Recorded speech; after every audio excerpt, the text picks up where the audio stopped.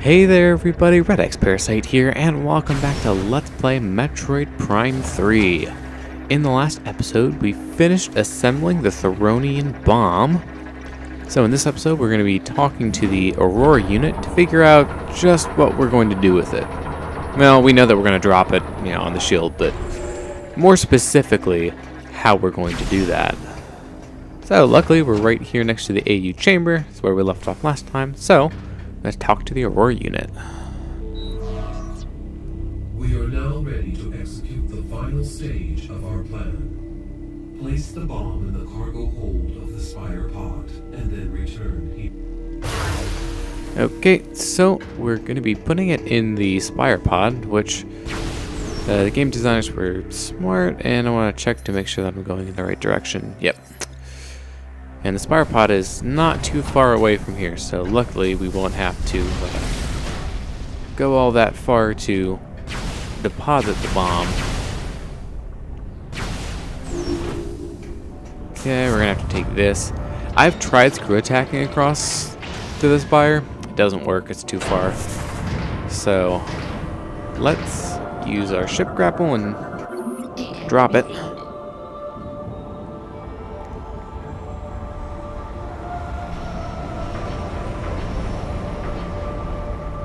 Luckily for us, the Spire has a very convenient container to hold the bomb. Although, I mean, they probably planned for this in some eventuality. I don't know why they would have the bomb in the first place, but... Samus, now that the bomb is in place, return to the AU chamber so that we may discuss the final stage of our plan. Yeah, if you're gonna have the bomb, then you should have something to drop it with, so that much at least makes sense. I'm gonna get rid of these puffers. Okay, erroneously called them gel puffers in a previous episode. These ones are actually sky puffers. Not that there's really much of a difference between the two. They're essentially the same enemy. I mean, there are visual differences, they're different sizes, but not a big deal. The Phazon bomb is primed and ready. Excellent work, Samus. To drop the bomb onto the Leviathan shield, you must move the bomb pod directly over the Leviathan and shut down the pod's engine. This must be done manually. This is a dangerous mission. Will you accept it? Alright, so the game's giving us a but thou must here. If you say no, the AU is basically gonna say, but you have to, so we're just gonna say yes. Initiating Skytown migration.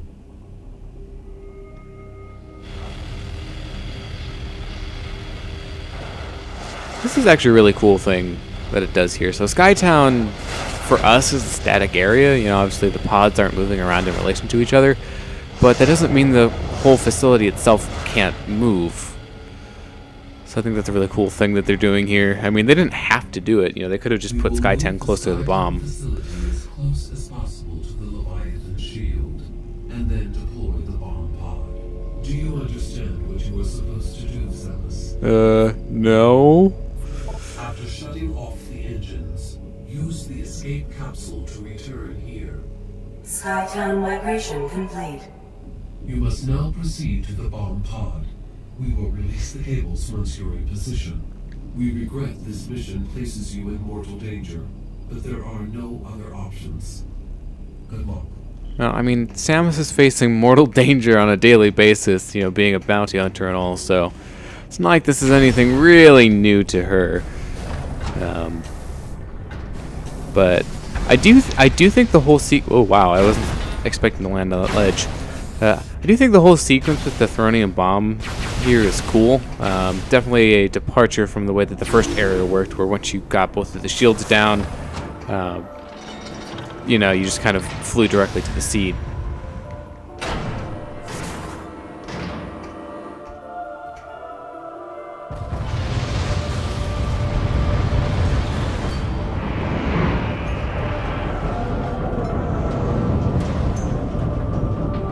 It also has an interesting ramification on this area after you complete the segment, because the Spire pod will remain gone in the future, so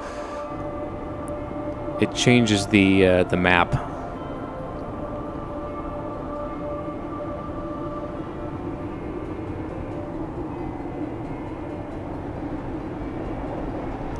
I just really love the these cutscenes. They're great. Samus, we are sensing a large number of enemy units in your vicinity. Well, who didn't expect that? The pirates must have detected your movement toward the seed. It's not like we're in this giant, you know, Spire pod or anything. If the Spire is destroyed before reaching the impact site, all hope for Elysia is lost. You must defend the Spire at all costs. Use everything in your power to ensure its safe passage. Good luck, Samus. Okay, so we're gonna have a fight coming up here. Now this fight can get pretty hairy, particularly in the hyper mode difficulty. This can get pretty challenging. Having a lot of energy is good here. Now luckily for us, we've already scanned these skiffs. If you haven't gotten the scan before, this may be the first place that you'll see it. But in this case, the Spire pod has health associated with it. And you can see that the pirates are going to try to shoot it down. And so it's our mission to defend it. And yep, okay, you're going to the right side here. So I heavily recommend making use of hyper mode here, because otherwise you're not going to be able to protect this, you know, the fire pod effectively. And I actually kind of did not do a very good job there of downing that skiff, because it got 3 shots off. So you'll have to be a little bit more careful in the future. You're going to want to use your radar well here.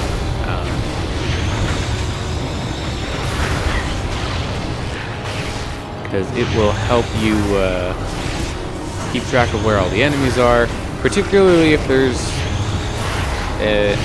okay, so we have a lot of pirates here, so I'm going to try to hyper mode again. If there are ships that are on the other side of the skiff and are firing upon it, then it'll help you figure out where those are. Now the one downside of hyper mode is that you can't use your radar, so you can't actually see. Now, looks like they're over there. Yep.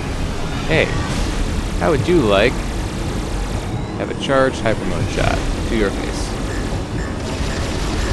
Okay, so we took care of that one. On that side. Using the boost ball can help here.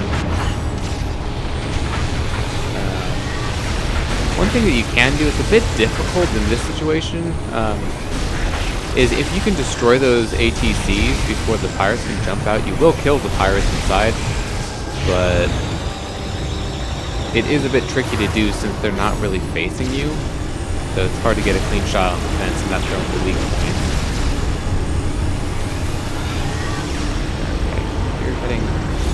You're not heading this way. Where are you heading? Yeah. There you are. So I do not recall exactly how many enemies you have to go through, but just keep duking it out and eventually you'll arrive at your destination.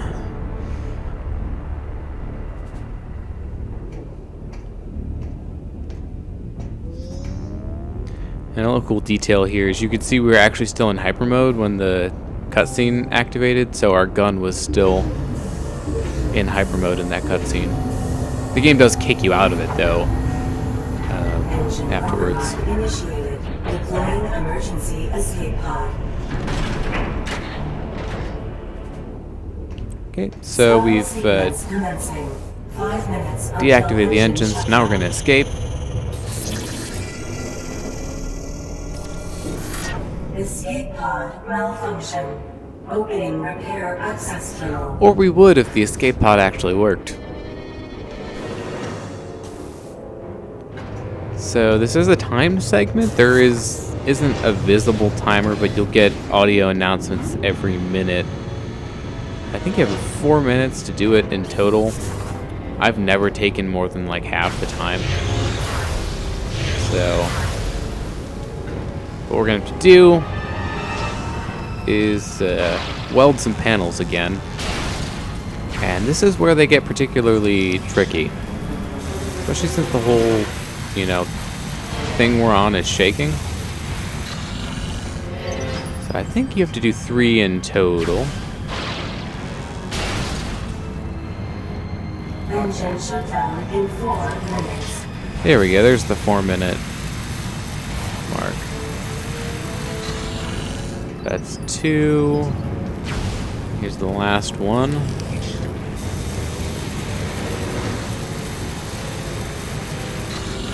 So it actually went really smoothly. Escape pod online. Okay, let's see. Have we scanned these before?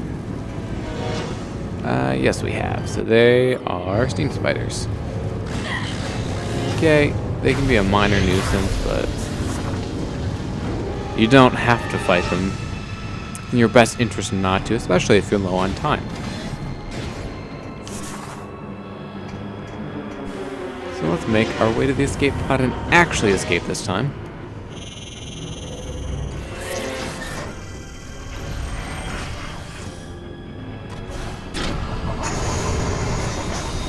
This is a very interesting mechanism here for the escape pod. Kind of fires off on a rail. And of course, because of how cutscenes work, you know, no matter how much time we had left when we actually got out of there, we're going to escape right before the Spire drops.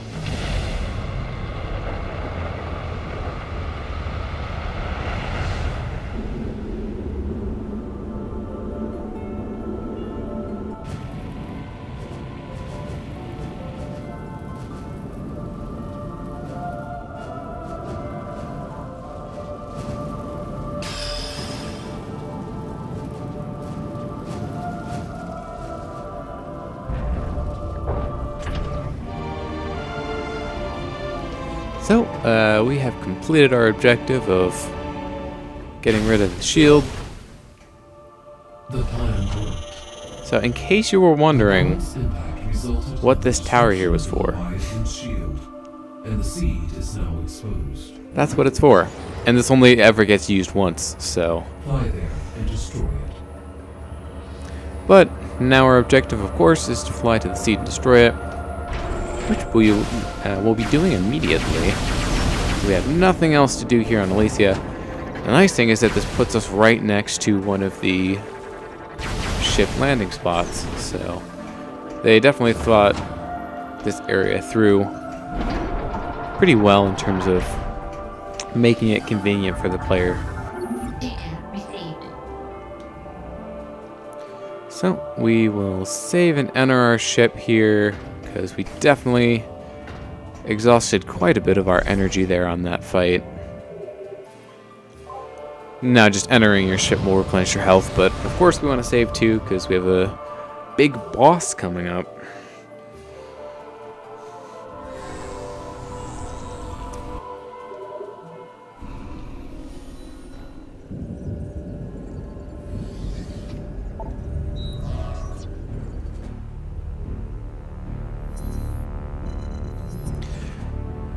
So yeah, that sequence right there, I really like that sequence. It's one of the more cinematic parts of this game, and I think that it works pretty well in terms of the overall feel of the game.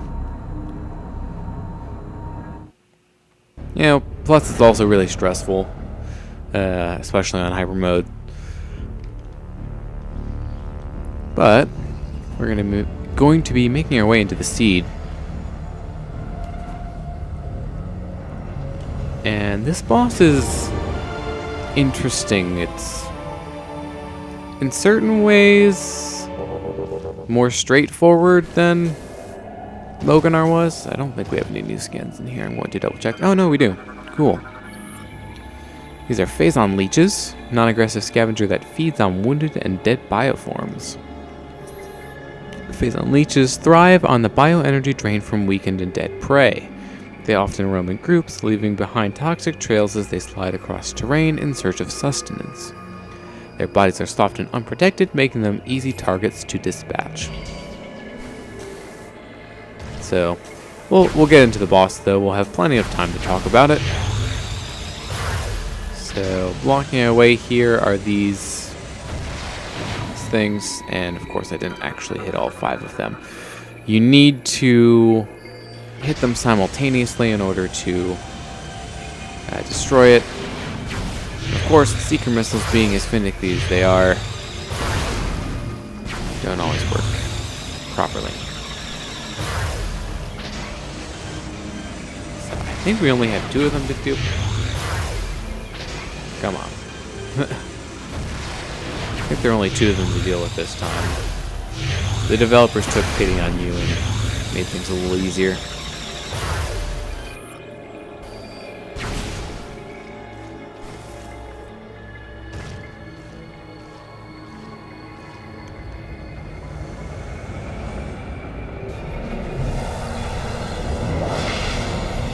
Say hello to Helios. It's a lot smaller than Moganar was, but it has an interesting gimmick to it. So, Helios is using the Swarm Bus to form a fast-moving ball of energy, avoid contact with the sphere. Okay, can I get the scan for Helios? There we go. Helios' exterior armor is well shielded, but vulnerable to beam weaponry. Inflicting enough damage will cause him to overheat and expose his Phazon-enhanced core. This core can be overloaded with Phazon-based energy. Destruction of the core unit should prove fatal, but is difficult to achieve. Target is the prime bot of a large group of swarm bots, all of which are energized by Phazon. Helios will use the swarm bots for both offensive and defensive measures, assuming different formations will allow for various forms of attack. So, Helios will use all of these swarm bots to take on some different shapes, one of which is a ball here, so we can't actually hit Helios very well while it's in this form. We won't do any direct damage to it by shooting it normally, so what we have to do is cause it to overheat and then attack its main core to do damage. So you'll see it flash yellow whenever you're doing stun damage. So just try. I generally don't use charge shots much on it because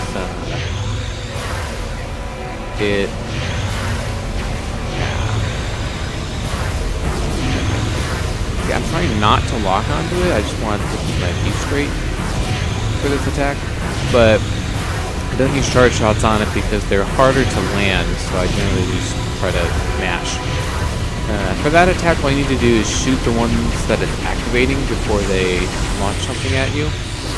But most of its attacks in some way will incorporate the seeker missile, which I think I was too late here, so I'm not going to be able to stop doing this. But if you target the weak points and you hit them, it'll do certain things. So it'll give you an extended period here to get in a lot of damage. So, as we read in the scan, the only way to get in damage on the main core is to use Phazon. So, one thing you can do with Phazon is get it back into that state faster. Phazon obviously does do good damage to it. So if you use your Phazon reserves well in like this phase here, you can have a little bit left and just kind of get it back into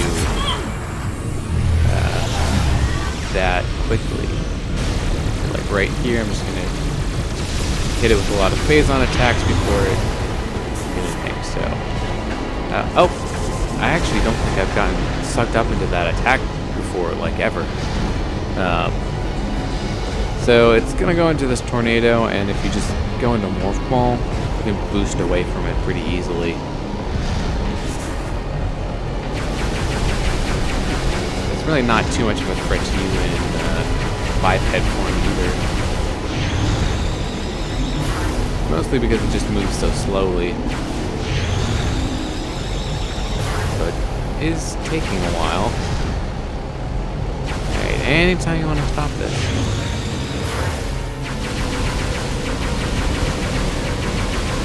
So, we haven't seen all of its attacks yet. Okay, so this is one of the ones that we haven't seen yet. So, it has these limbs here, and if you fire a missile when it's about to do an attack, you'll break off that limb.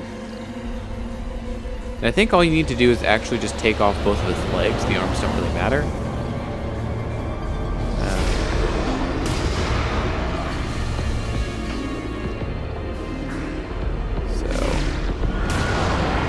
It can help with the missiles if you kind of aim in the direction of the limb before firing it. Otherwise you can have some difficulty. Oh yeah, so toppling like that will actually get you immediately into the core phase here. So, actually was not vulnerable during that attack. That's pretty much all there is to the fight. So yeah, I got it right back into the core mode here. That's it.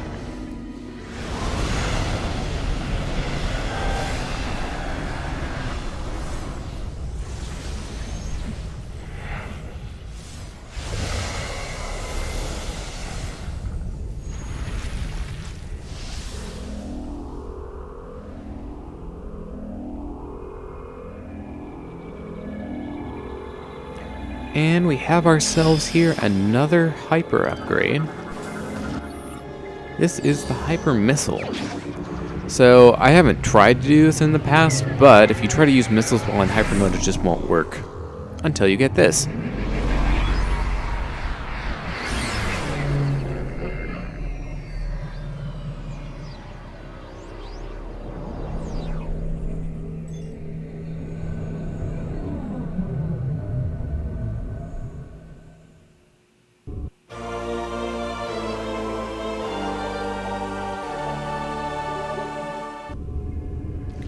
So, hyper missiles are substantially more powerful than your regular missiles.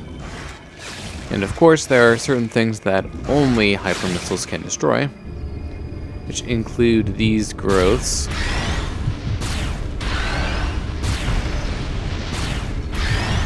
Oh wow, that one didn't actually work.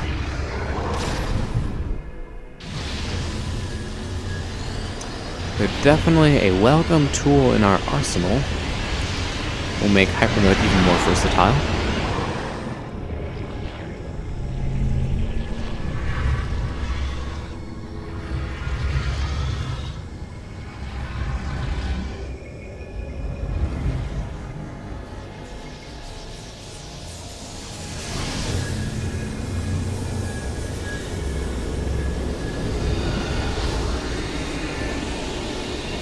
And of course, you know the drill here. Press F to pay respects.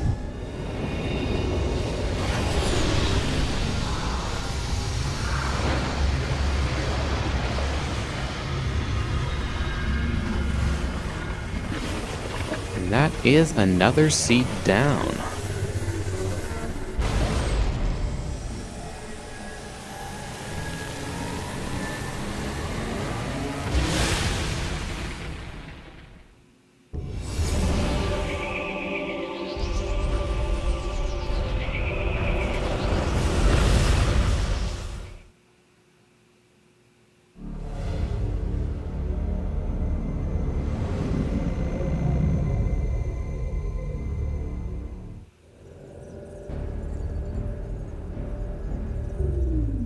Elysia is now free of further corruption, Samus. Both Leviathans have been removed from Federation space. You have once again performed admirably. However, the threat is not over. We received word from a reconnaissance unit that an emergency GF communication capsule has been found. Analysis has uncovered a message from Gandreda, sent while she was searching for the pirate homeworld. This is her last message right before she disappeared. To our surprise, the message indicates that a Leviathan has also impacted the pirate homeworld. which suggests the pirates are now enhancing their military forces with Phazon. Worse, the corruption appears to be spreading very quickly. It's as if the planet itself is transforming into pure Phazon. Left unchecked, this corruption could spread to the entire galaxy. The time to act is now. You must destroy that Leviathan and stop the spread of further corruption. To that end, the Federation is planning a full-scale assault on the pirate homeworld. The attack will commence as soon as our preparations are complete. We have marked the location of the pirate homeworld on your map. And Samus, be on the lookout for Kendrida. Alright, so I think this is going to be a good place to end off this episode. So thank you very much for watching this episode of Let's Play Metroid Prime 3. I've been redxparasite, signing out.